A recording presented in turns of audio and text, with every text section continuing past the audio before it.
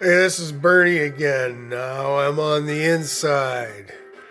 Just had my bun, two of them actually, two burgers and buns, a little macaroni salad. It was awesome. Just a lunchtime extravaganza here. Dean and the crew walked by, invited a few, but they had lunch, whatever. Elizabeth couldn't make it. Awesome. We're in the neighborhood. My neighborhood's a good place to be. It was only a couple of years ago, it seemed like the world everywhere was the opposite. We all knew everybody at Starbucks or some other restaurant or cafe or in a business deal, but we didn't know our own neighbors all that well that we lived with. So if there is any blessing out of COVID, this might be it. You now know your neighbors better because all you did was sit with them for the last month, right? None of us could go much anywhere, thinking back to March, and it's now September, right? So, okay, here we go. Today, what are we talking about? Let's see. I think what I want to say is this: the law of finish. That applies to anybody and everybody. I speak in sales components and the laws of customer service often, and your daily body, mind, and spirit leadership of your personal self, your soul, otherwise, your spirit, mind, your heart, your physical being, all of it, right? Taking good care well of yourself.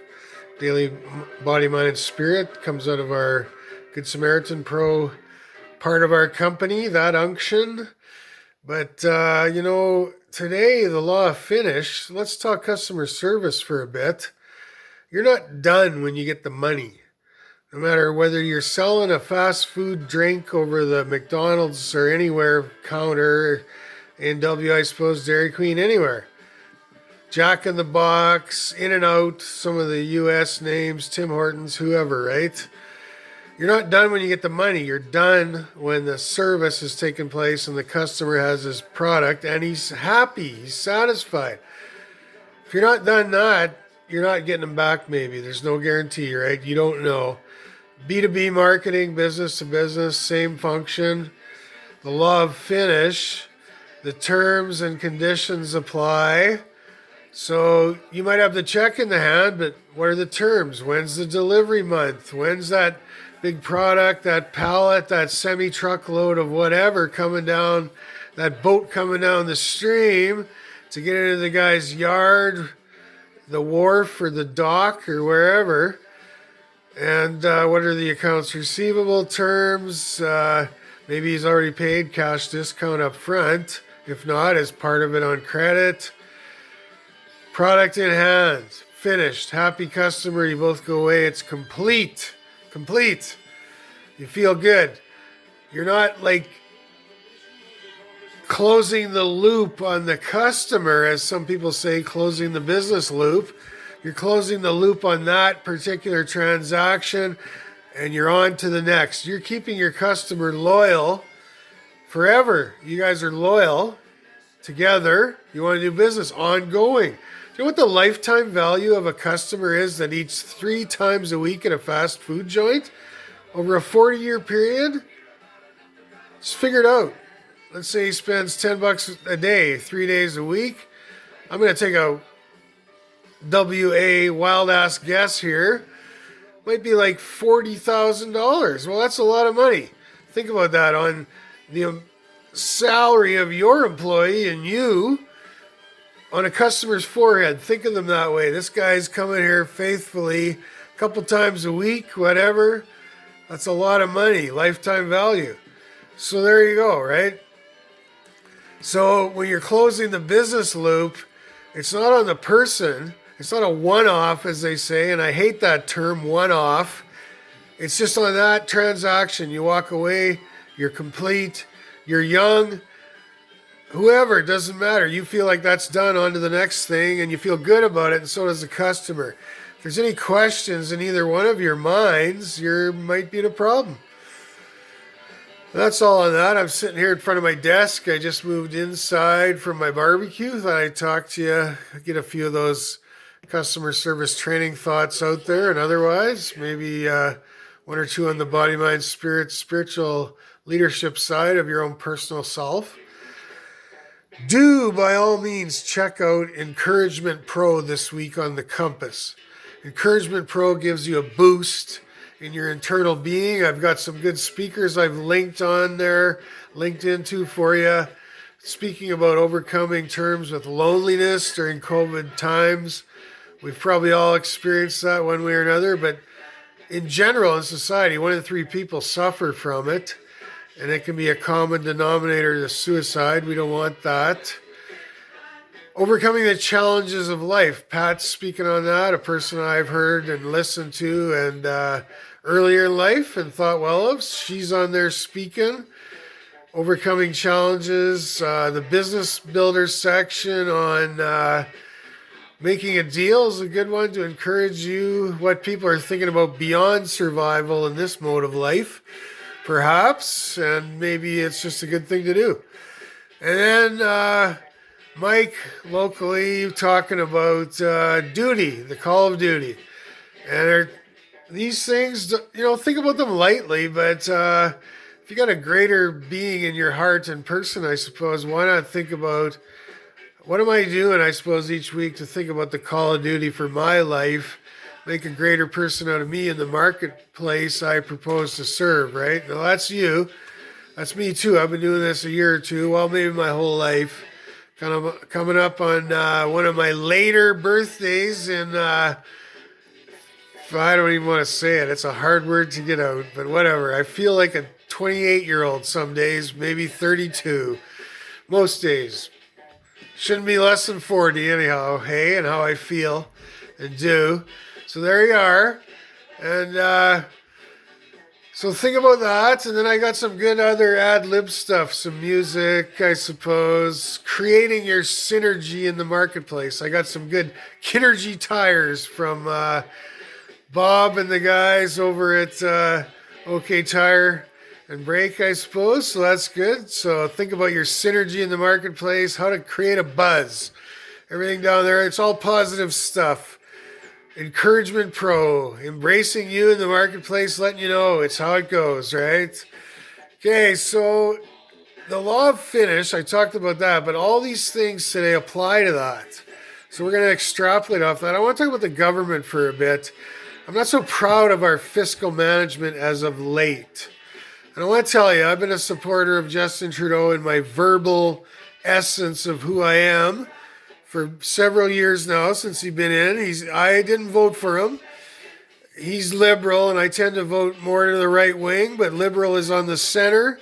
And, I can get around them and think about them and think I can do this if they're in. They're part of my wave of things. But he's done good in terms of handing out money during COVID, but we're in a new phase now. This is the new. We got to move beyond COVID.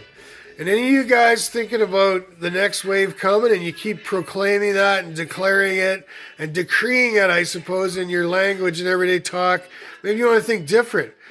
You'll be the next guy to fall over and die, maybe. You're going to be talking about the third wave. Let's just get through the first one and do it right. Right? Because we're on our way up. We should be opening up the final phase of the economy here soon. The only reason you're not over it is, do you want to die? Is life that bad?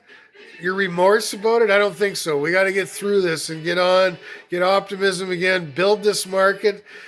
The privilege of talking to you today is about the Free Enterprise Chronicles. That's what this barbecue look is about, and series, I suppose, the Free Enterprise Chronicles, and my book, my 4th book in manuscript stage. The first one, The Journey of My Life.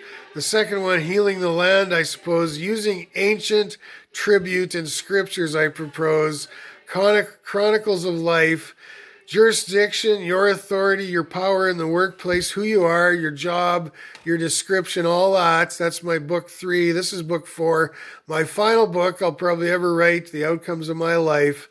In the main 4 theme topics of my life, the Free Enterprise Chronicles, about building business. We are on the belly flop of the economy. We got to get up again and get going here. We can't be threatening about the next phase. We got to think about going ahead and going forward, right? and doing it, opening up the borders in the right time, getting the COVID tests in, the instant ones, all that. So I'm in a bit of a beef with the government because I think you're stepping over boundaries a bit with some of the decisions lately. And this is a fiscal management comment. You know I'm an equality person, an equality believer my whole life. Talked about it for 5 years or more on my timelines, all my social media.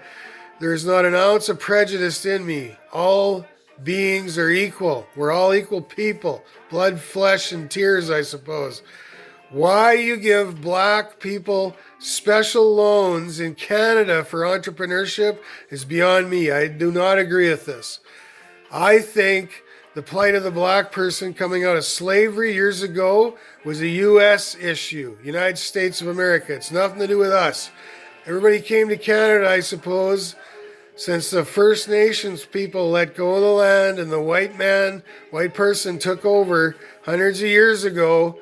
And we've been working through those terms and those agreements for years. Maybe our forefathers didn't do it all that well with the First Nations people. I've outlined 5 areas Canadians have suffered trying to acknowledge and make good in the future of the First Nations people and dwell economically together. And I'm proud of those people. Let's say for in Tusatina over there, they just opened a Costco on their nation bordering Calgary. I coached hockey, minor hockey, Sarcee Arena out on Tusatina Nation years ago in the 90s for 2 years, minor hockey. These people have dwelled trying to get along with the white people, the city of Calgary, and whoever's there now. We're everybody. Filipinos, Sikh people, Spanish, whoever, we're all there. Black people are no different. We've come to this economy of Canada, all of us, to make a better nation, to have a better opportunity to become true and free. If you're giving a special entrepreneurship, Justin Trudeau, to black people, you're wrong. You're making a bad decision, I believe. This is me. Why would I say this? The compass is about giving people view for their life, their business, I suppose. And we're a business consultant, so we do this because we can show you free in a free market. We make good decisions. We think about things.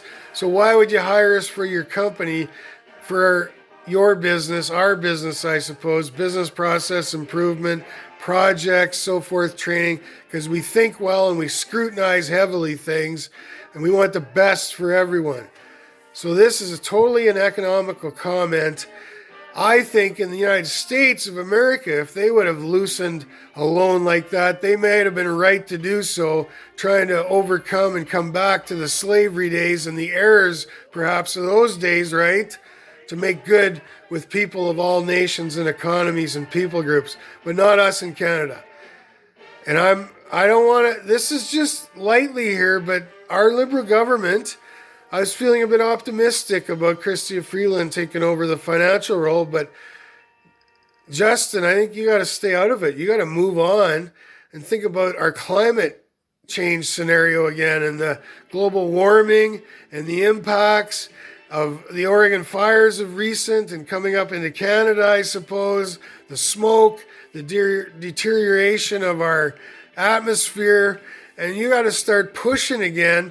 There's enough going on with Dina Henshaw and all the good help around and the premiers around COVID and managing it well. You got to start thinking about the big picture of climate change and how our world is collapsing because of that.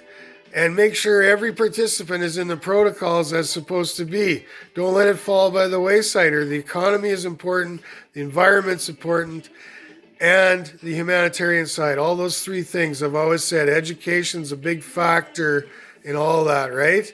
So let's go forward now. I'm not going to complain about that any longer with you, Justin or anybody. I just want to get on with life. My personal beef is where's my COVID pay? I got check 1 stopped with all that hacker stuff that was going on, and I'm owed 6 checks. I did all the criteria. I meet all the qualifications on the website, I suppose. I filled in the letter, and I'm waiting now for someone to call me back from CERB, Canada, I suppose. No one's called me. They guaranteed me, and I called in myself 3 times and I talked to 3 different agents. They give me their name and their number. And someone, a leader of whatever, I suppose, was going to call me back and just kind of review it and give me the stamp of approval because they have the authority. That was within 21 days. I'm on day 33. I need the money, Justin. I'm 5th generation Canadian. Do you care about me? I suppose you do. I don't think I should have to go and sneak into and pretend I'm a Somalian or somewhere over on a boat needing to come out of some war-torn country to get into Canada as a safe house. I think you should just hear this and let's figure out how this administration works. I also applied for the CEBA loan for my business company. I purport to you, I have not done my taxes in 2019 because I'm waiting on my customer to pay me for the work I did, 4 months of CRM work. And I'll talk about the Go project next. Waiting. And it should be here, but if it takes 3 or 4 more months, they resume talks with me in June when I threatened to sue them in February. So they want to pay, but it's timing of our global economic market. So I cannot give you my income tax file from 2019 because until my business pays me the money, I don't have a salary and I'm not paying an accountant with an IOU. A wise man doesn't do that. So we got to figure out a way through the administration. Now that's just good customer service. And, but who, customer service trainers, what a simple thing. Simple is just not, who wants simple? That's not complicated enough, right? It's the simple things, folks, that keep you alive and well and optimistic, right? So let's get on it. I'm saying that. I'll talk about our Go project next. We've been mainly focusing on training and promoting our training services in leadership, the economic side of sales management, the purpose course about your humanitarian side, your personal being, and of course, our customer service training course. Those 4, we've been talking to companies here at CCI, Connections Consulting, wconnectionscon.ca. You can tap into our training blog by going into our website I just said there, wconnectionscon.ca. Go into our personal Facebook, go down a bit, you'll find our training vault link, or go into YouTube, Connections Consulting, Bernie May, those 4 words, my name first, and you can see some of our video highlights on our training. We've been mostly promoting this, but we do also have a Go project.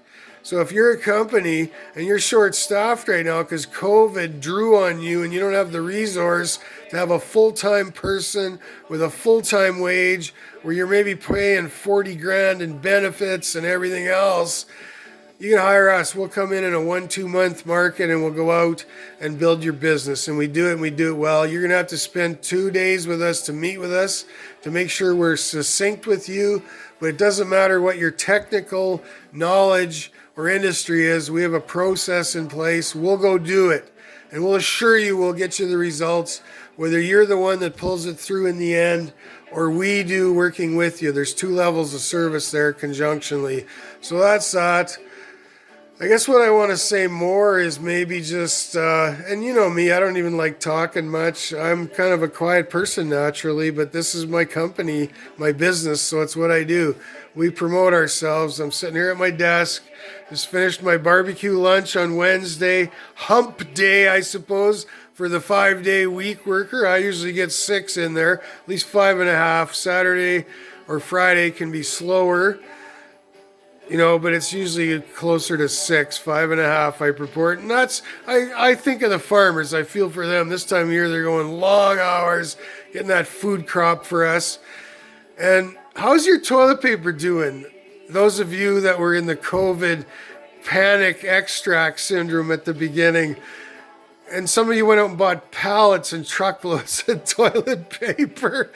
I only ever cited get 2 or 3 months of canned food and put it in the corner of your garage and forget about it. Food is important. If you had to, push come to shove, an economy breaks down, you can wipe your bum with an old tea towel and keep washing it over and over. But if you got no food, that's a problem. Now, there's an old ancient passage I think of. It says, The kingdom of heaven, the kingdom of God here on earth, is not of eating and drinking, but righteousness, peace, and joy. So in other words, you can survive a long time without food, up to 40 days maybe. Think of that quote if you have to in order to get through when food isn't there. I portion that to you, my little tidbit. But go to the food bank too. Make use of all the resources in society. Get what you need, I suppose. Where things are impossible for man, it says in the scripture, it's impossible for man. But all things are possible for God. That's why I attribute to you, pray. I'm praying for these Oregon, they'll get an extra soaking. Make sure those fires are complete. Every little smolder thing that could relapse is done and out. I hope you'll pray with me for 2 minutes tonight and assure that forevermore. There's miracles happening in this world right now as we speak. It also says, thirdly, in our 3G solutions, in the scripture, ancient wisdom for modern day innovation, it says, righteousness will exalt a nation, but sin is a reproach to every man, every person. Well, I just want to ask, who would not say nowadays we are not flattened globally on our bellies? We're flattened. We got to get this economy up again. Righteousness exalts a nation. You might not want to listen to Ancient Wisdom Pro all the time. I hope you do. I hope you do. But if we are living so rightly with the Lord of my eyes, my Lord, if we're not living so rightly with him and we have our own reasons, well, what are they? Are they any good? Because we seem to be flattened globally in my eye, in my view. So maybe there's a few things we got to correct. Maybe there's not much more. A lot of you I know are doing well. I'm impressed. I'm impressed with you. Good friends of mine. Just, you see the common sense of things, and it doesn't necessarily have anything to do with even going to church. Although I give you good church speakers at times, because that's their stadium where they speak from the ancient scriptures, just like a football player plays in a football field or a hockey player in a rink. And I give you hockey. I love hockey. I attribute it to not fame, but there's a lot of good stuff that comes out of it. Honor is huge. That's why that sport is the top on my list, and I promoted it. Honor talks about heritage, the past, honoring the past. It talks about the present, keeping things going and alive, and it talks about promoting to the future, the culture coming up. And I'll talk about the millennials next. I have a few thoughts on that for you as well. Maybe I'll end this video. No, I'll just keep going. You don't mind a long one, do you? A good old long one.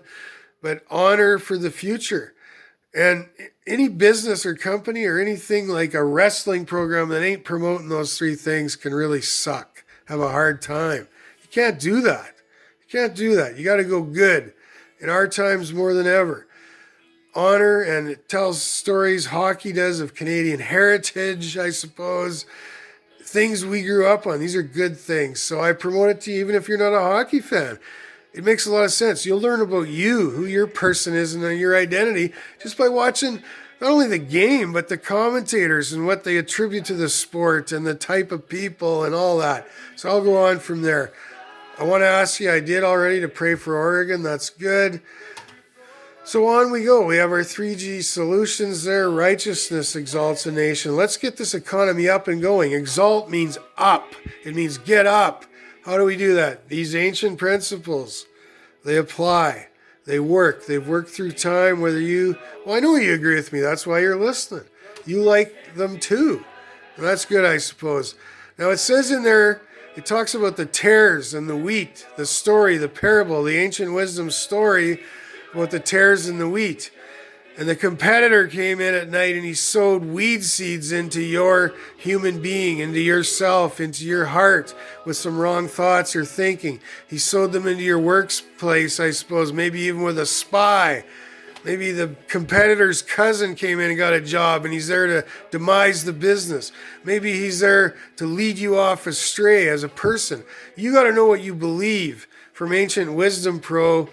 And you got to not be led astray. If you know what you believe and you're strong in it with a force inside of you, that Holy Spirit unction, I suppose, you're not going to drift off somewhere. And I'm proud of these young millennials. I see a lot of them rising up in the workplace, and they're fast and they're efficient and they think well.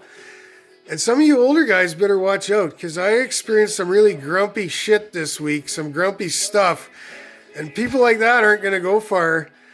You go back down my timeline, I suppose, and you look at customer service example, and there's a couple of videos above that. I'm talking at an A&W speaker, the drive-through back in May, the same name as my name, May the month, M-A-Y, good name.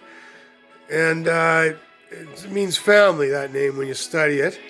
And that's good, family maker, I suppose. Well, it is. I'm all about community. I think maybe you know that, eh?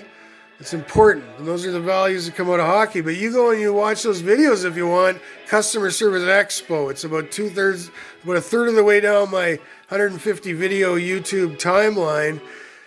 And you'll hear me reminding you the threat of our economy nowadays. You are not going to get abusive in the customer service function as a customer service element or worker. You are not going to get abusive again. You're not going to determine to threaten a customer by exploding when they complain about the product and turn around and throw it in the garbage and swear. Because not only will they maybe blow up, because people have reached their limit, but I'm telling you, there's people packing hardware out there that all of a sudden you might be in the face of a gun. And you don't want to be the next hateful rally protest because somebody died because they couldn't have self-control and keep it together. Anybody. I'm not going to say names. Go watch that video. It's a good reminder. And any customer can threaten criminal negligence where you make them feel afraid. The police officer goes and arrests them. No investigation. No hearing both sides' stories, just arrests you and throws you in jail, and then you got to go figure out, why am I, as a customer service worker, in this criminal charge, a threat of customer service criminal negligence? Well, you think about it. It's up to all of us to credit humanity and be kind to one another, and I'm getting tired of preaching this message. Some of you got to come up a level or move on, and the sock is there, right? The dirty old socks. So let's go from there. That's the wheat and the tares. The weeds are amongst us. If you're a good one, you're a good crop, you're a good person, you stay that way, because the weeds are amongst us in everyday life. That's 7 days a week, even in church, I suppose. So don't tell me you're somehow better person because you're a church person. You're not. There's weeds amongst us everywhere. You got to make sure you're good in your own heart and you have it right. You've attributed to these wisdom pro ethics of old times from before, right? So there, okay. Now let's go on. What else? You know, you want to score big in these times. You want to score big. You want to do the best you can. Some people will survive in tough economies. Not everybody. We're all hoping to get the CERB payments and everything else, but some of us will go up and create an economy, and it'll help other people and jobs, I suppose. You want to be one of those if you can. You figure out the ways. You seek the knowledge from above, the revelation of wisdom pro ethics. You can go and you can hear from our Lord in your spirit ideas.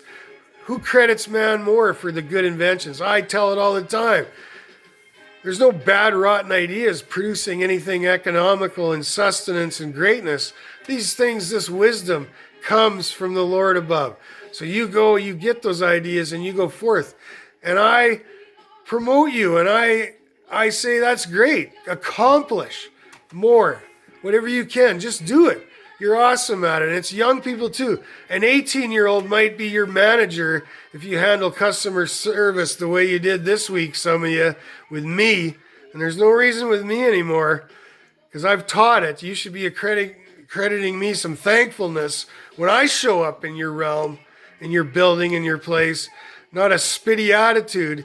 And it's some of you older ones that are Gen X, high up, baby boomer edge, like me, the last standing boomer man. You're the ones that are going to be sure you might be listening to an 18-year-old boss if you don't watch it. So be careful and be good at it and be willful to have a good attitude each day.